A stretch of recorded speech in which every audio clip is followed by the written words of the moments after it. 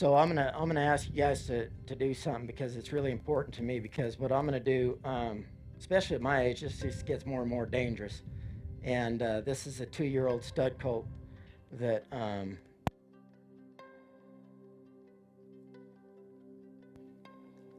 you old lady. You can see that he's all there.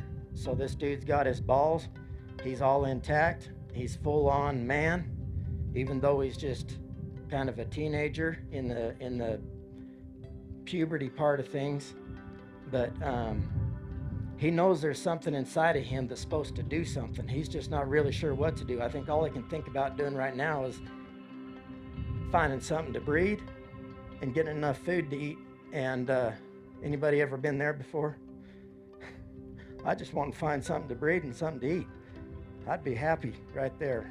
But if I'd have stayed there, I'd have missed the whole point.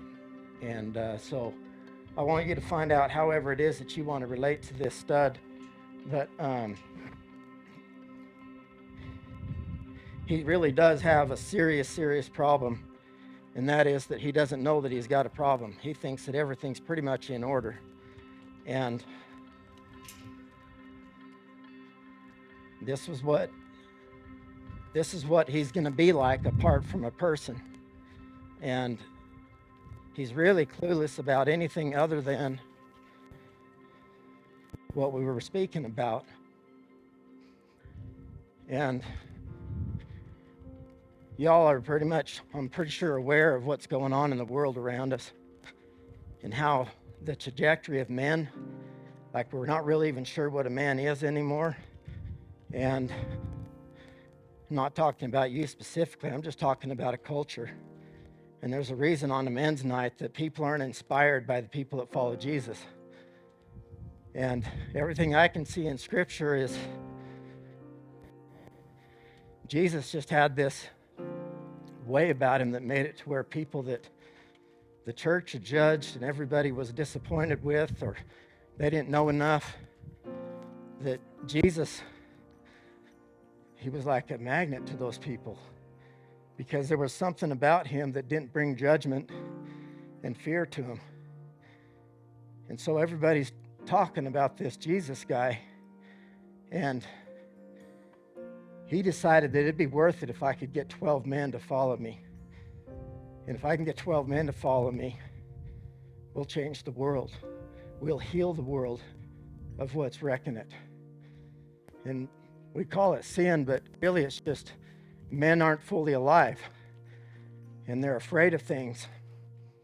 And they know what they want in whatever their appetite is, or whatever their lust is, or whatever pride we have. No one needs to teach us that stuff. But nobility and having real courage, and the kind of courage that makes it to where I'm going to be so honest with people that it might scare them, but I'm not going to hang out in the shadows. And because this has been set apart for men tonight, and I'm part of this cowboy culture that somehow fed into this lie that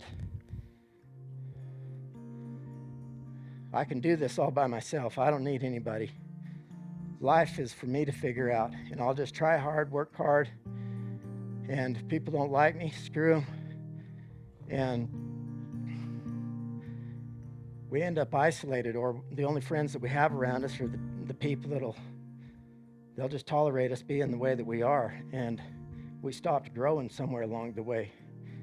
And the whole world's waiting to see an authentic encounter where a man is so courageous because he's been so loved by a God that he can't see, that he understands what masculinity is supposed to look like. And Jesus modeled it for us. And I've had a week that I can't even begin to describe to y'all, because it's not nothing immoral, or family's not falling apart, but I had a pretty significant betrayal that hurt me really bad, maybe the worst I've ever been hurt. And so I've had a really tough week, and having a hard time kind of keeping things together. And I guess it's in this time where I feel the weakest that what I feel like I've got permission to do tonight is just be honest. And I can't lie to this horse because he's feeling the fact that I'm anxious. He's feeling the fact that I'm hurt. And even the kindness that he's showing me right now by letting me get this close to him, it's kind of like he gets me. But in the middle of this, what I'll just say, personal crisis, people started showing up. You don't like that much, huh? And I showed up to Colorado. Want to try that again?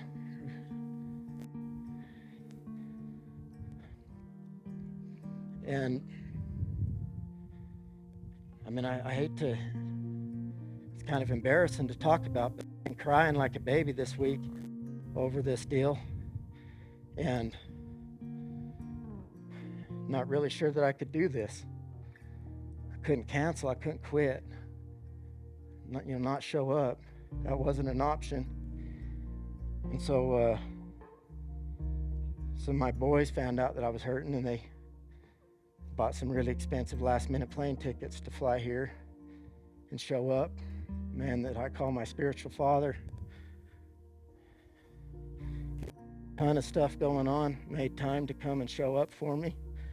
And then I found myself surrounded by a bunch of people who love me.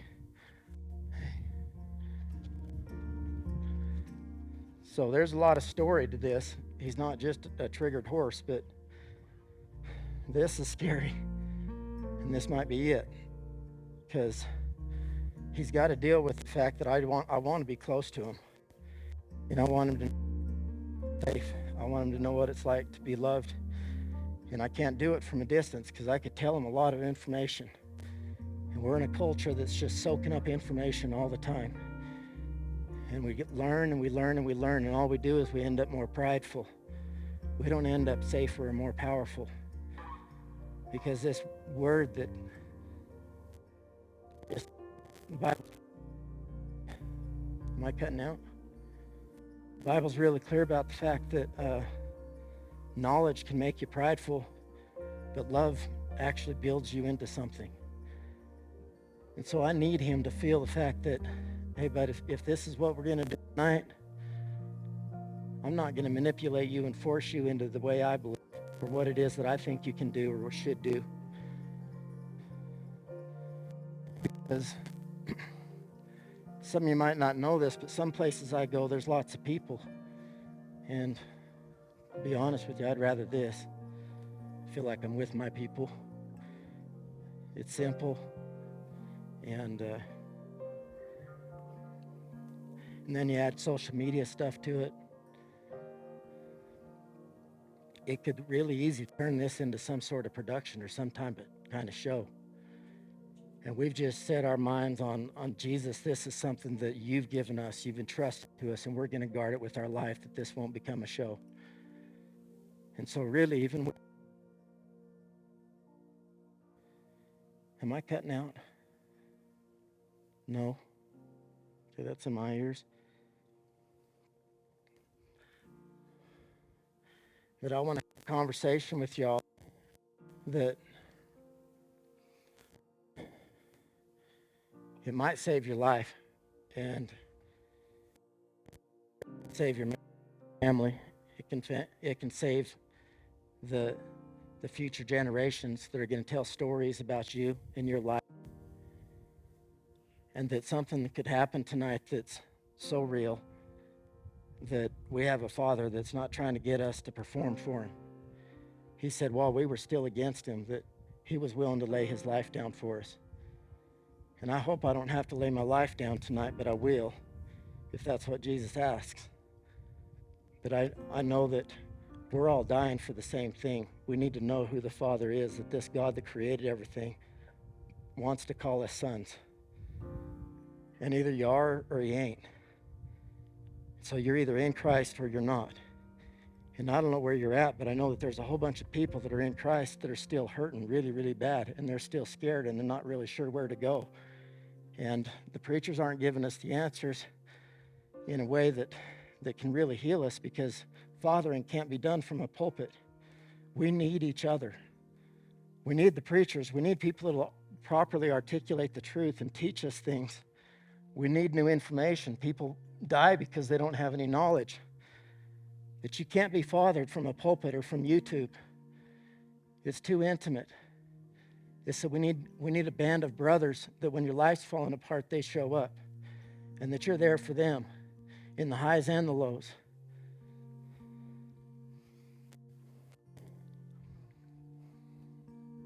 I don't reckon you'd let me put a rope on you, would you? Huh? Or even be on this side of your world in general? There's something fascinating about horses is they have two realities, a right side and a left side. And they don't necessarily communicate what's going on over here to what's going on over here.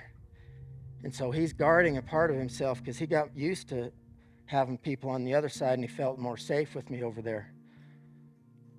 But being here, it's a little spooky, but for some reason he's wanting to stay here. I don't even get it. You know, the way he just reacted, and the fact that I actually scared him with the rope. It's pretty special, really, because there's this idea that Jesus gave that said that love is what pushes fear away.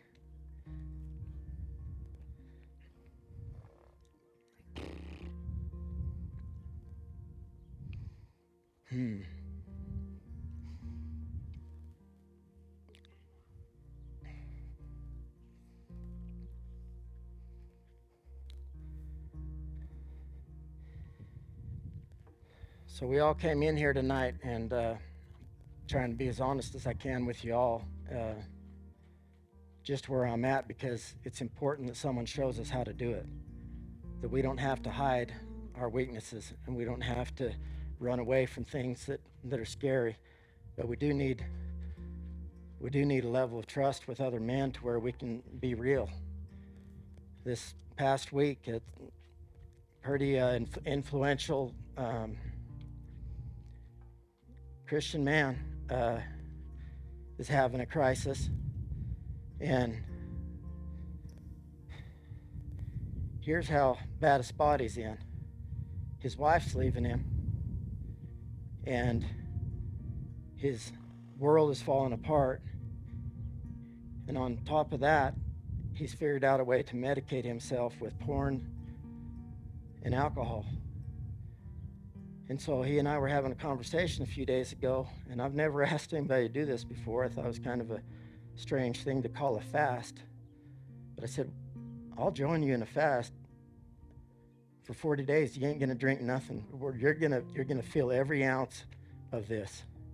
It hurts like hell. And you ain't gonna numb it, because you're gonna become a different man because of this. And he is, right in front of everybody. And you ain't gonna look at porn for 40 days. To him, that was a big commitment. And the fact that I can just join him and lock arms with him, and he can call me and vent. Like, we need each other. This is a guy that no one would think, he'd think that he's tough enough and he's holy enough and he's spiritual enough that, you know, he don't need nobody.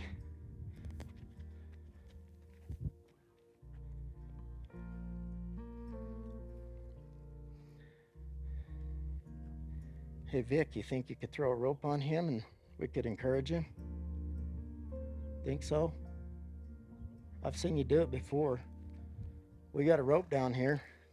It's one of those ranch ropes. It's not one of those fancy.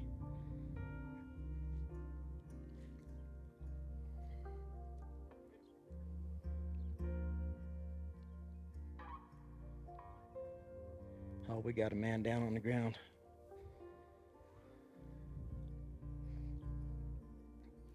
Because right now, I think we'd do this dance all night, just because he doesn't know how to feel safe with me. We might do this long enough that I want him to feel safe with me, not feel safe apart from me. And I don't want him to feel trapped, but this rope's going to give him some encouragement to maybe stand in the midst of the storm a little bit and deal with some things, which way you want him to go.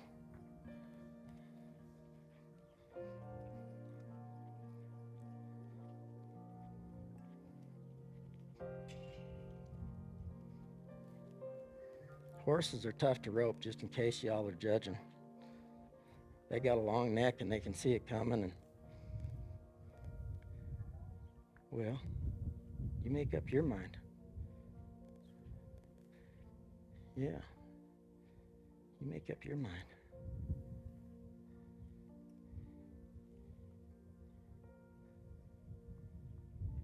It's all right. Yeah. I want you to remember where we're starting here.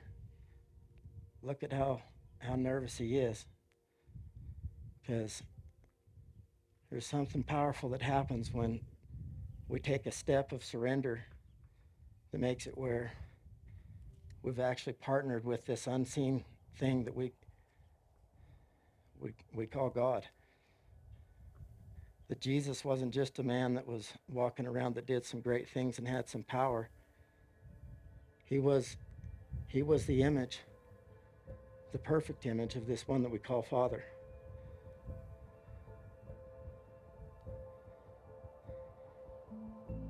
And he said that he'd come and he'd show us this physical image because they were worshiping God, but they didn't really know what they were doing.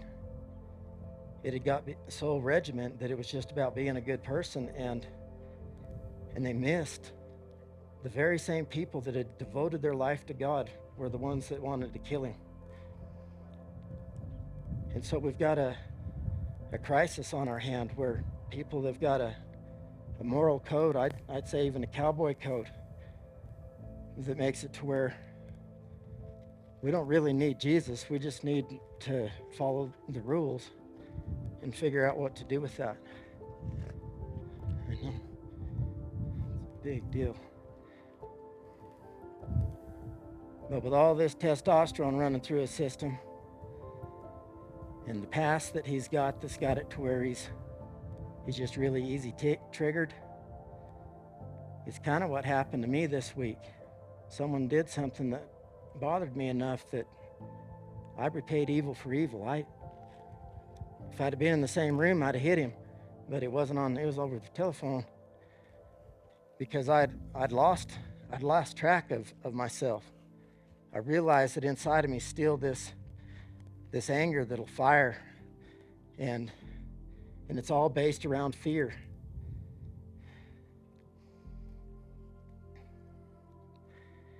I'm going to talk to him really intimate here for a minute. So Austin, I'd love for you to just worship over us. And if you will, there ain't a man here, including myself, and that's why I'm telling my story. We need help, man. I'm forgiven. I'm one of God's sons. He calls me holy.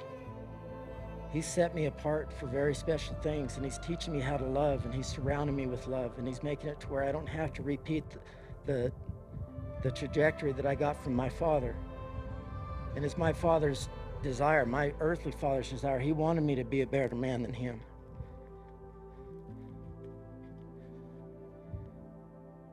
But I was rescued for this. He's just a quivering. Just a quivering. How could something this big be scared of me?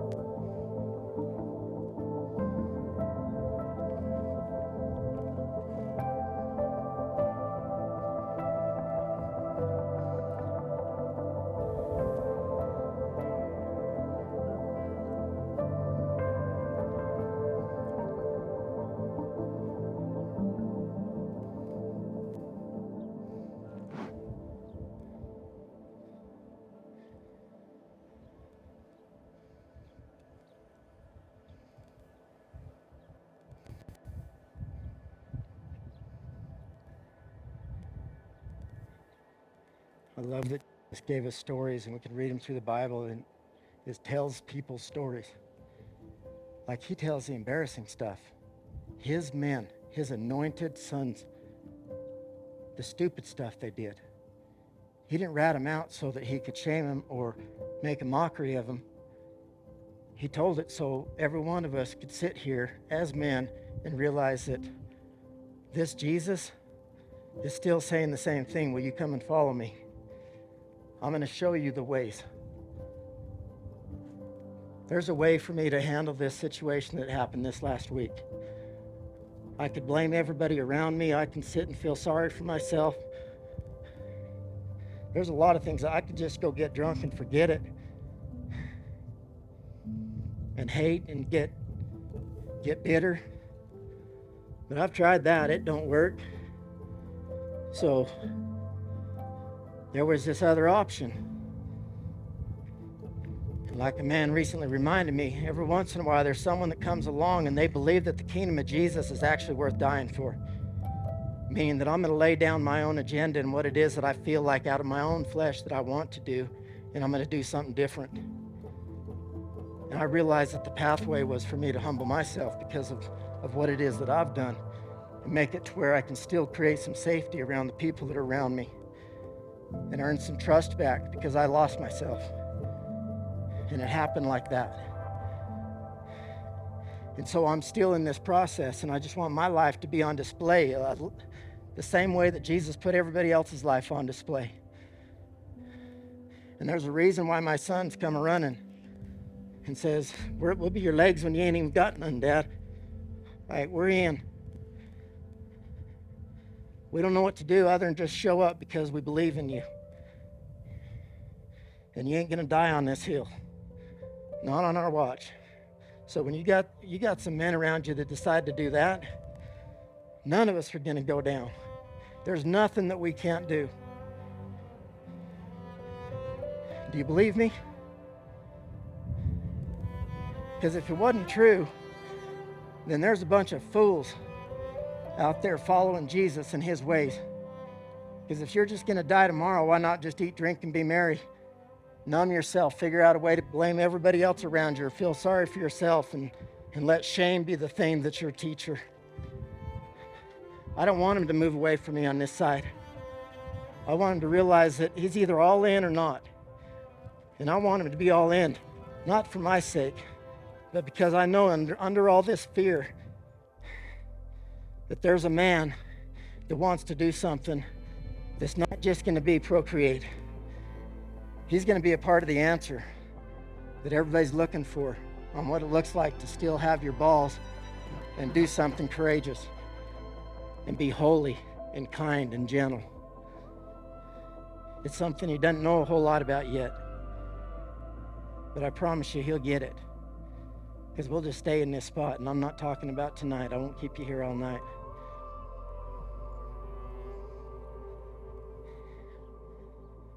But Jesus came and modeled this life and did all these things that we can read about, then goes ahead and does what he says he's going to do.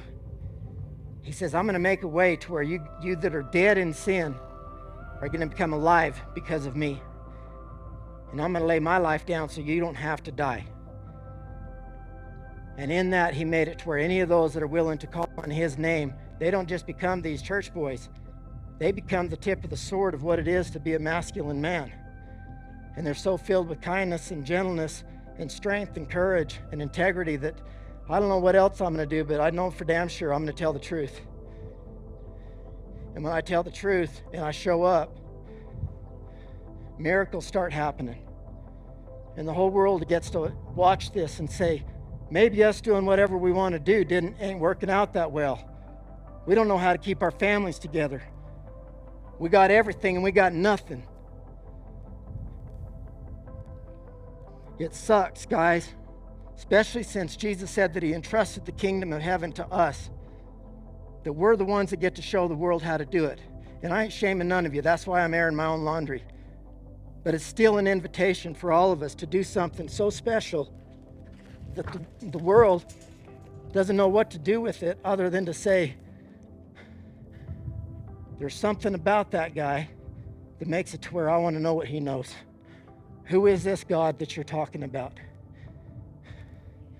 How is it that I can actually be forgiven and all these broken things that are inside of me, that you have a way of making them right and healing me?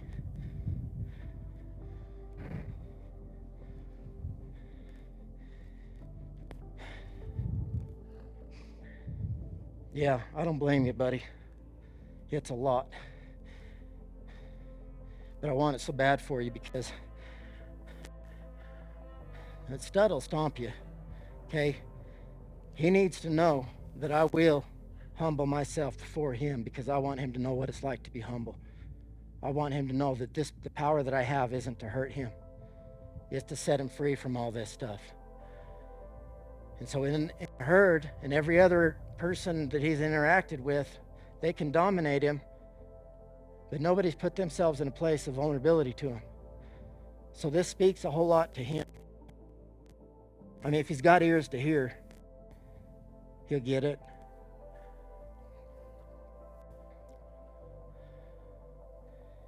I know. And it's going to take him a minute.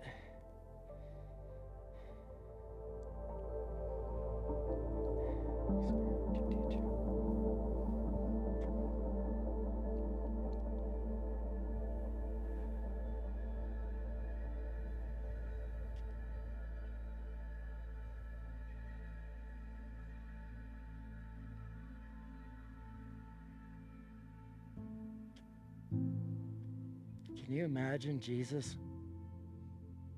I just picture it. He's the one that created everything that's been created. He's the one that spoke life into existence, spoke light into darkness, raised the dead, healed everybody that he chose to heal, told the weather what to do. It's that same Jesus that said, this is what it looks like to be a man, not with my power, but I'm going to lay myself down so that you can live.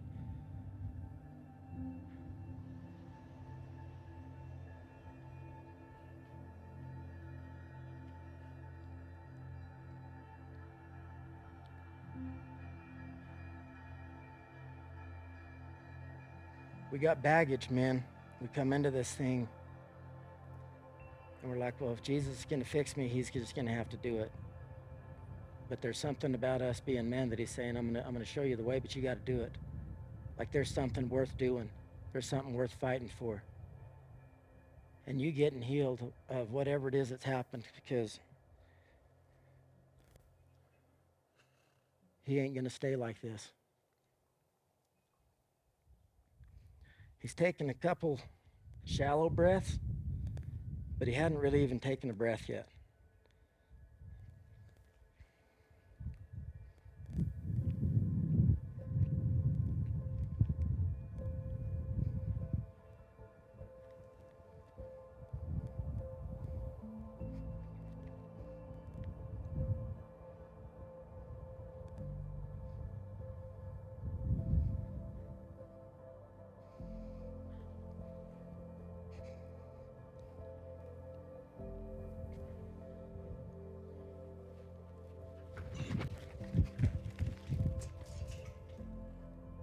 Here. So I don't want him to feel like he can't move away, but I'm going to come back as quick as I can because he's got to feel me.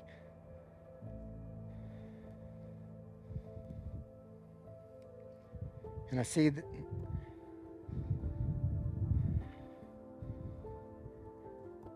this was all those people that were following Jesus, and then when they'd get scared, they'd run.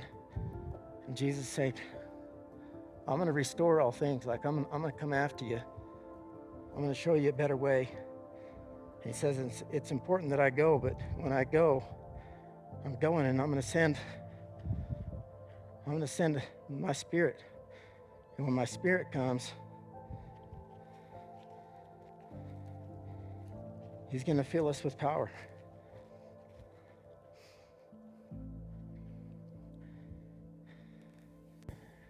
Where it's not just someone that they're watching. They're not just being led around by Jesus like a bunch of minions. they're actually going to be filled with the same power that Jesus was operating in because they chose him.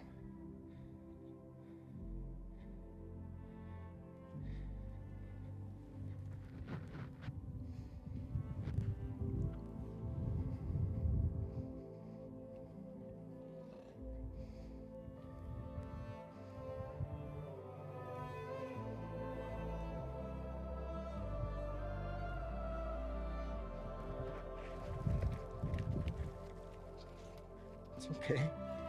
I know you're about to fall down, tripping over your own feet.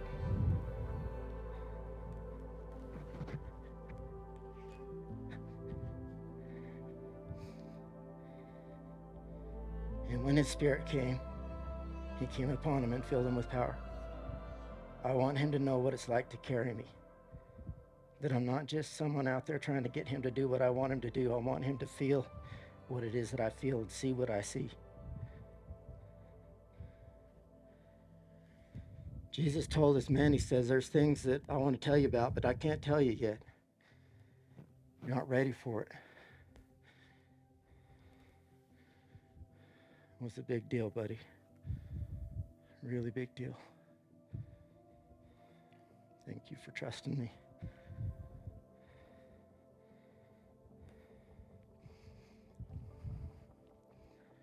I'm doing my step.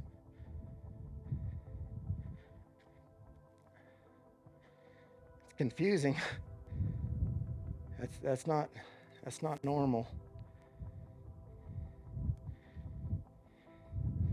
So in horse training, there's lots of things you can do right now. So if you're a horse trainer, bag all that. Listen to what's going on. Feel what's going on. Because he's getting it. He's already taken that breath I've been waiting for when he should have been running. So something's happening. And it's for all of us. You might be a Christian, but do you really feel his pleasure over you? Do you know that you're a son that is one that he wants to raise up to fill with his power and be able to know that you're not going to use that power to hurt people with it? That the power he wants to give us, it's not just to do magic tricks. It's to show the world what men do when they're fully alive and they're not afraid of stuff. The only thing they're left to be afraid of is the same thing that had Jesus in agony.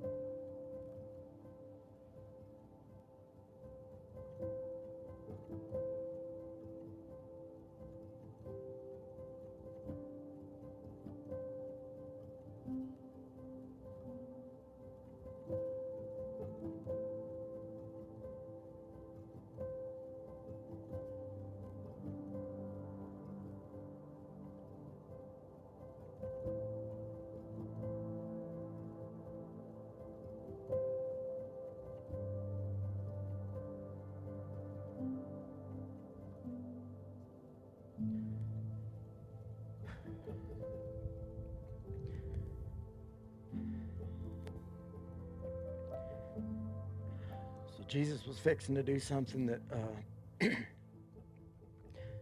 just the thought of it caused him to sweat like so profusely that he said it was like drips of blood. It wasn't because he was scared to die. He wasn't scared of the whooping that was coming.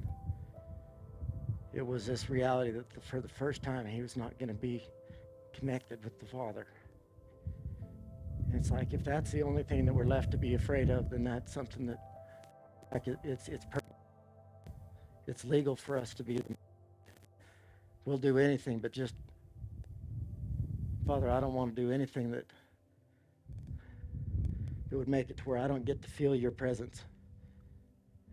We're not going to talk about Jesus like he's not in the room.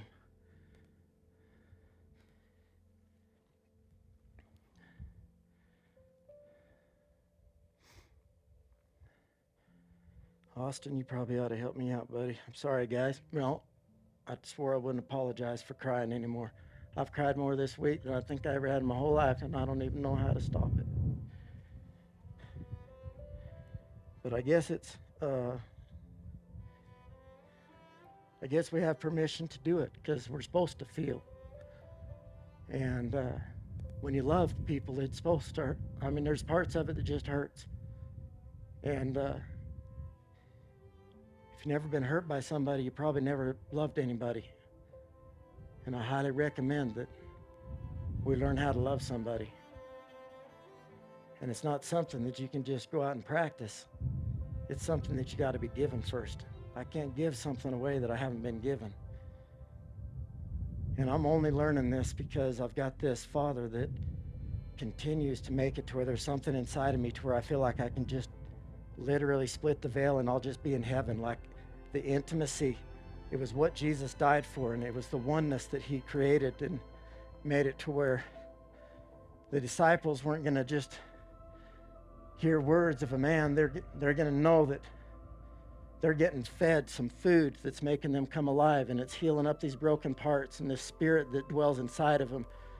It's that Jesus was saying stuff like, I want you to become one with each other the same way that I'm one with the Father.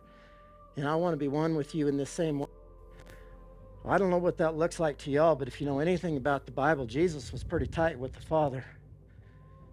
And that's what the one thing that he wouldn't do is, I just won't do what I don't see the Father doing. And this is aggressive because he'd rather just be left alone. But I'm really glad that our Father didn't leave me to myself to just be left alone. He came after me in a way to where I still could walk away. I still could have rejected him, but I felt love for the first time overcome me in a way that I can't explain it. And it's ruined me ever since. But I just don't ever want to live apart from that.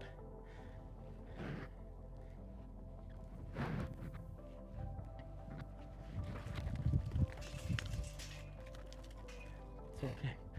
That's so funny. That's so funny.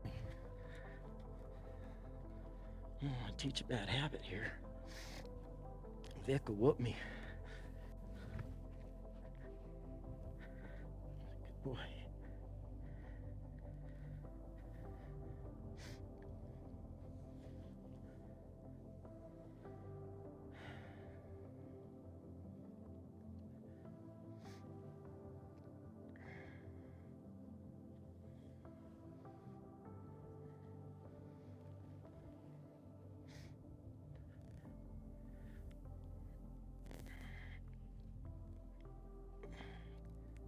It's like a loaded gun right now.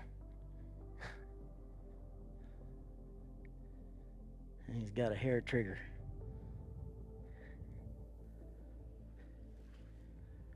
That was really good. A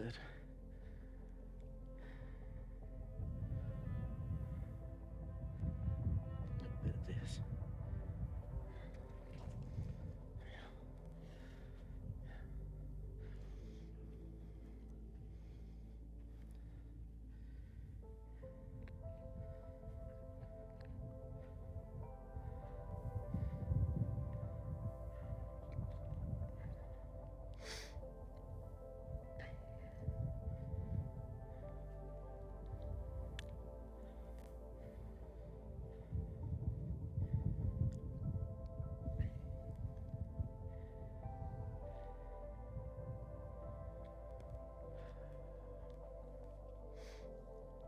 just the patience, the quietness, the gentleness, the aggression, like they're not different things. They're all the same thing. And this is the attributes of Jesus that makes it to where we do have a model on what it looks like to be a man.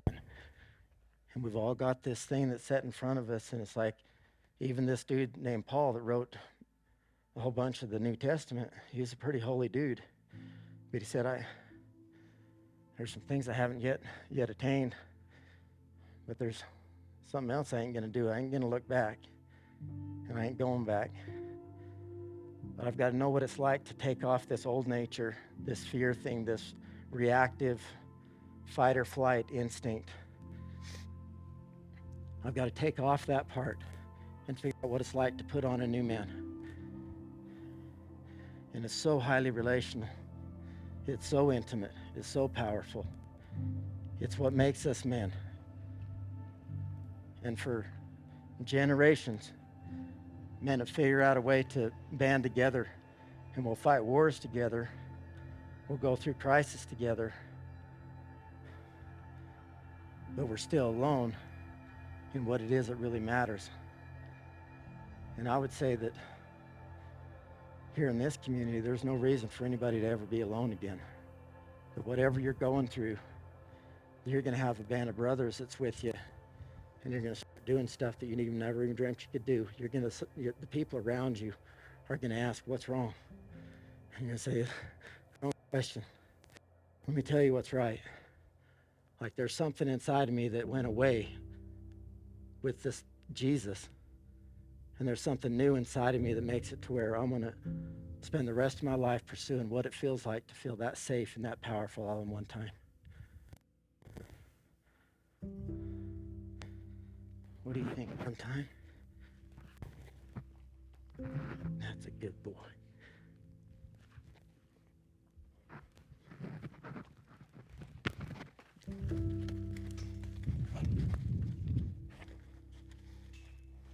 So good. So good. Not sure whether to run, jump, buck, or, stand still. Take a breath.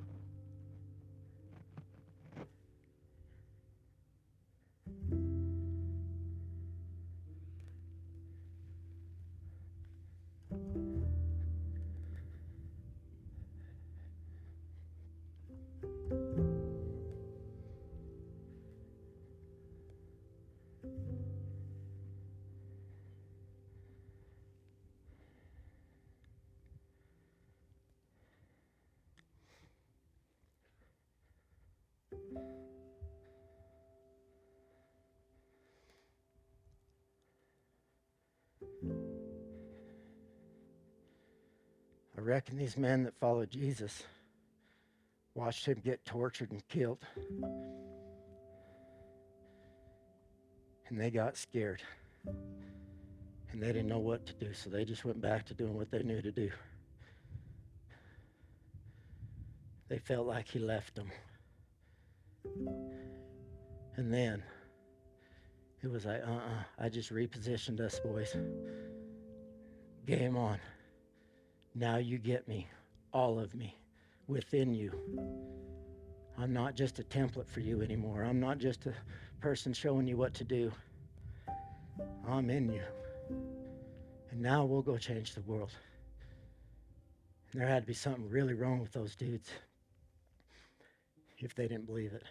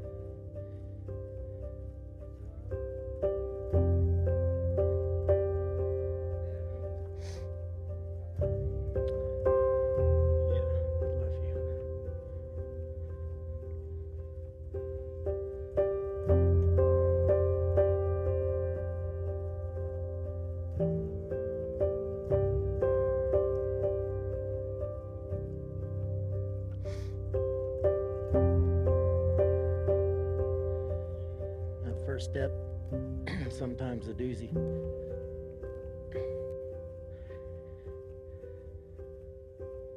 What do you think?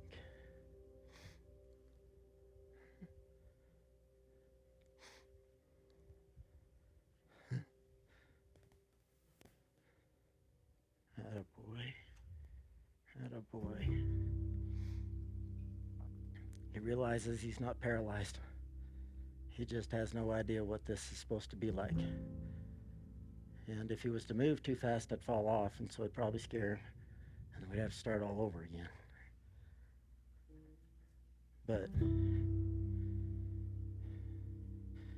this is what those scared men, I don't even know that they were waiting for it. I think they think Jesus left them. And when Jesus come and found them, he's like, boys,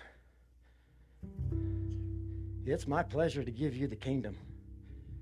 You've got it within you to do something that the world still had never fully realized. And when men start acting like men and knowing what it's like to get some of these things that have been broken inside of us healed up, because I promise you, somewhere along the way, he made a decision that he ain't going to trust somebody not there. He'd tolerate me here, but he wants to stay in charge of his world.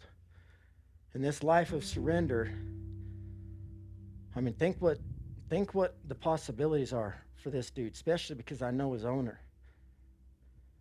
I've seen what they do with their horses. They're no longer just pasture ponies. These dudes go do stuff that amazes the world, and people will pay really high money for it. And it ain't about the monetary value. It's about what is it that people are finding value in. They're looking for somebody that's honest, somebody that'll show up, somebody will just do what they say they're going to do. And they'll do it with honesty, and they'll do it with purity, and they'll do it with some kindness, and they'll take care of the people around them while they're doing it. And it's not a one-man band. And then whenever they screw up, they're going to decide that I don't know what I'm going to do, but what I ain't going to do is I ain't going to quit, and I ain't going to hide.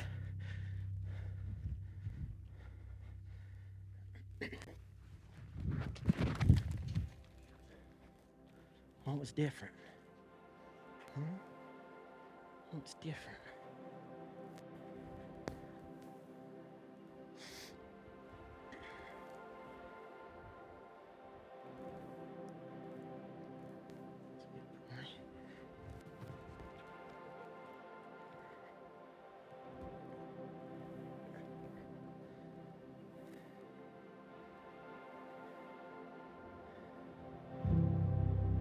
I want you to use your imagination. What would a few days of this look like? What would he and I do? I reckon there's nothing he wouldn't do. If I find something for him to do, he'll just go do it. Because he's filled with fire, and I'm not trying to take the fire away from him. I'm just trying to show him what to do with it. And that there's a kind way to do it. There's a way that's going to be gentle, but it's still going to be fierce. And I'm not sure what your picture of Jesus is, but the dude was fierce. And he stood right in the middle of everybody's accusations, got accused of all sorts of stuff that he never even did. And he said, I love you. And I know you really don't know what that means yet, so let me show you what that means. And so if that's the invitation for us as men,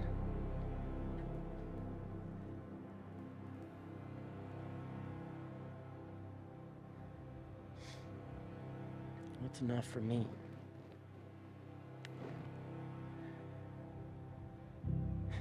Is it?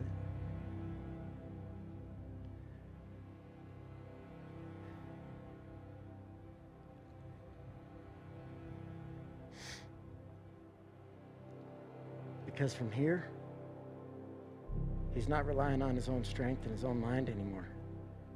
He's going to carry something that has a vision that's so much bigger than him that I can't even explain it to him. If I tried, he wouldn't understand it. One, because he's a horse, but you get the point. What if this God that's just filling this place with his presence, and we can all feel just the kindness and the peace and the pleasure of God over us right now? What if he built you to do something that you hadn't even been able to dream of yet? And he actually says that there's nothing that's impossible. I'm committed my life to that. I don't know what all that looks like. All I know is that it's not going to be a whole bunch of devastated people surrounding me. And the people that I have influence with, the people that I've been given charge over, they're going to be safe, and they're going to be cared for, and they're going to have permission to come to me and talk to me when I'm doing something that makes it where they don't feel safe with me. I've learned that from my sons. Well, I never would have been able to go talk to my dad about that stuff. It was just his way, or it wasn't. And I don't shame him for that. That was just what he was taught. But that wasn't what Jesus did. And he gave us permission to go to each other with this kindness and this humility and this gentleness and say, hey, I love you, brother, but when you do that, it's really hard for me to want to stay in a room with you. And your wives are telling you all this stuff in so many different ways, and you just ain't listening. I don't know if it's because you're like me, too insecure to listen to her. I'd rather be right. But you're killing her, man. She'll do crazy stuff to feel safe and understood and seen. And it's on your watch. And there ain't no shame for any of you. I've been within an inch of a divorce 50 times because I wouldn't listen. She was showing me, she was telling me, there was a lot of reasons, but I just couldn't get it through my head what it looked like to actually humble myself before her and not reinterpret what she's telling me. If she's saying that she don't feel safe with me, or like I'm just not present, I don't get to redefine that to her. I don't get to make that her problem. That becomes something that she's experiencing, something with me that I better decide what I'm going to do with it. They're good teachers, and it's painful. Me and Vic was talking earlier about I can either be humble or I'm going to be humiliated. And I'm tired of being humiliated. So if we're going to humble ourselves as men, I don't really know how to close this out tonight, but I'm going to let you know that we all got some business to take care of. We got some mending of some relationships that you've got in front of you. There's marriages that are going to be restored, and you're going to be in love again. Like there's divorces that are going to get undone. There's a trajectory of a family that's going to make it to where Man, there was a hero in my story about 3 generations ago, and this dude stood up in the midst of a culture that was hating everything that had to do with family. He had every excuse in the world to quit on this family, and he didn't. He became a humble man that was a good listener, and he didn't lose his balls over it like he was fully a man. He would do what was the right thing, even though he wasn't ever trained to do it. Everything shifted because that one man decided that, as for me and my house, we're going to follow this King Jesus. We're going to be so surrendered to Holy Spirit to where that's the only thing left for us to be afraid of is I never want to be out of your presence. I never want to do anything that makes it to where I have to look at myself in the mirror with shame. I'm going to experience this ongoing just grace and forgiveness. And man, even when I drop the ball, it just makes me stronger. I get to learn what it's like to forgive and be forgiven. I forgot I was sitting on you, my brother.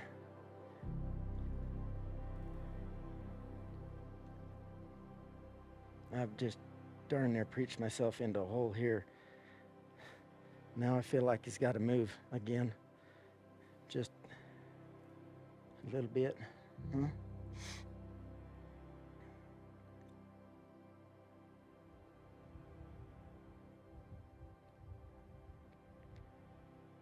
That's good. I know I'm preaching to the choir here, but there's something super special about masculinity, and I think that's why it's been under such attack. And I know that men have done a lot of damage that's made it where masculinity has been something that's been scary for people. We got to do something about that, man. We got to show what it's like to be loved and to be forgiven and to feel safe and not lose our masculinity over it. Turn into some dumbed down version so that you don't hurt anybody's feelings.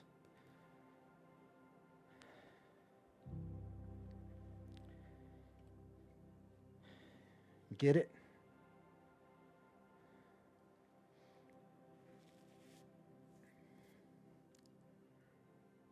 Well, Father, I'm just so thankful that you've put such a high value on truth.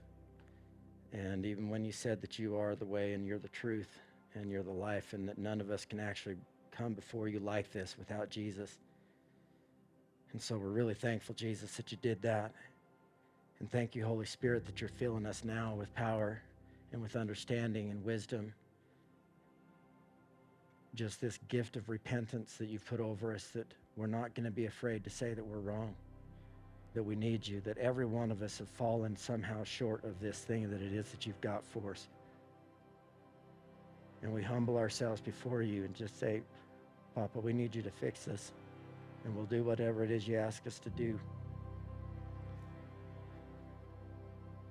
so that we can bring healing to ourselves and the people around us.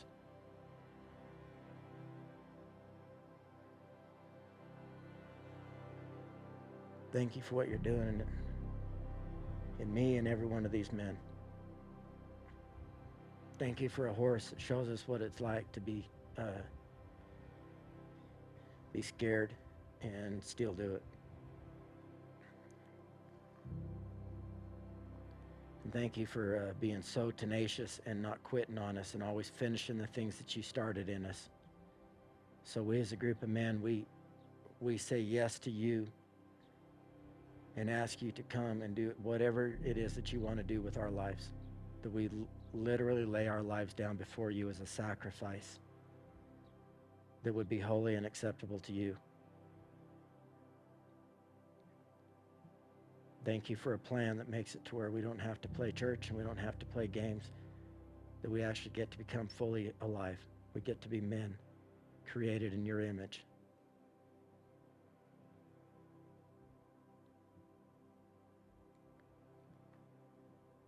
Amen.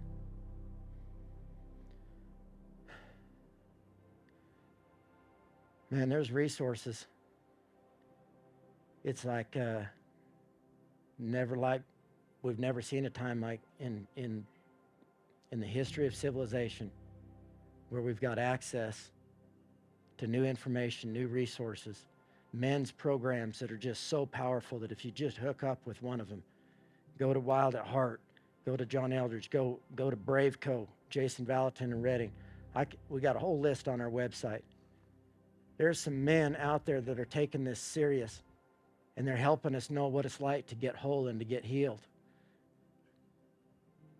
You don't just have to figure everything out, but we do need each other in this process if we're going to win.